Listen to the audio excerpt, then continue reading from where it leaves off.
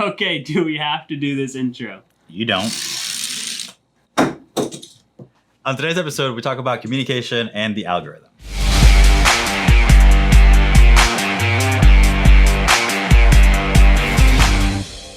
Hey friends, thanks for tuning in for another episode of your favorite marketing show. Tip for tip. That's where you, the business owner, are going to come on here, ask us a marketing question in exchange for a tip in your industry. My name is Aaron. And my name is Christian. And today we have Julie with Jules Artistry. Hey guys, this is Julie at Jules Artistry. My question for you guys is how to stay ahead of the algorithm game.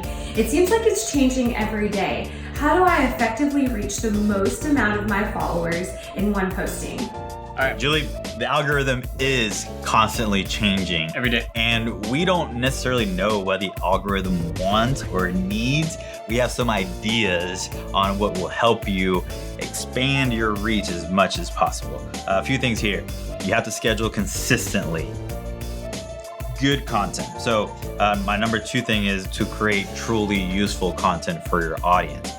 So you got to think about, when you're posting things and you want to reach as many followers as possible. Maybe like, for example, back in the day, we used to just maybe post a link for a blog post or something and not say anything about it. Nowadays, you can probably still post a link to a blog post, but engage with that content, right? So talk about what is it that brought you to share this link and try to engage with their audience by asking a question within that same post.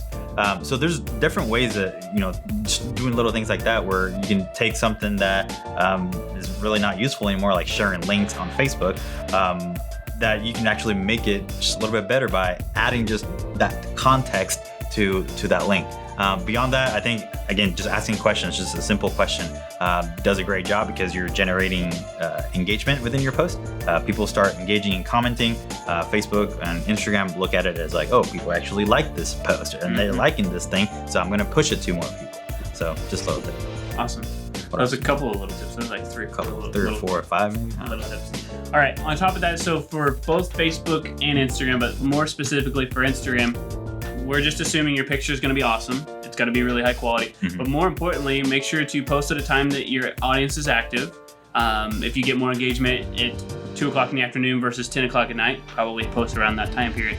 So that's good. Secondly, if people comment, make sure that you respond, but respond in a way that if Christian's like, hey, this is a great post, you could say like, hey, thank you. Or you could say, hey, thanks. What did you like most about it? So that he responds again. The first hour to 2 hours where you're getting a lot of comments and likes, that's really where what Christian was talking about, you're going to get a huge boost. Secondly, make sure that you tag products or anything that you use in the pictures that you use on Instagram. Make sure you tag the location and make sure that you use at least 30 hashtags, change those up to broad hashtags as well as local hashtags versus like, hey, beauty salon, that's super broad, to Allen, Texas, Dallas, Texas, that's super specific to this area. When you do those things, and then also you have the ability to use those posts, and for both Facebook and Instagram, you can post the picture to your story.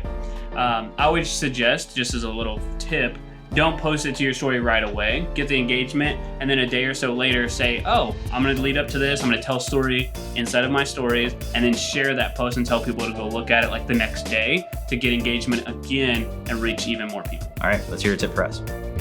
Today I want to talk with you guys about effective communication. I believe that's our number one problem in the world.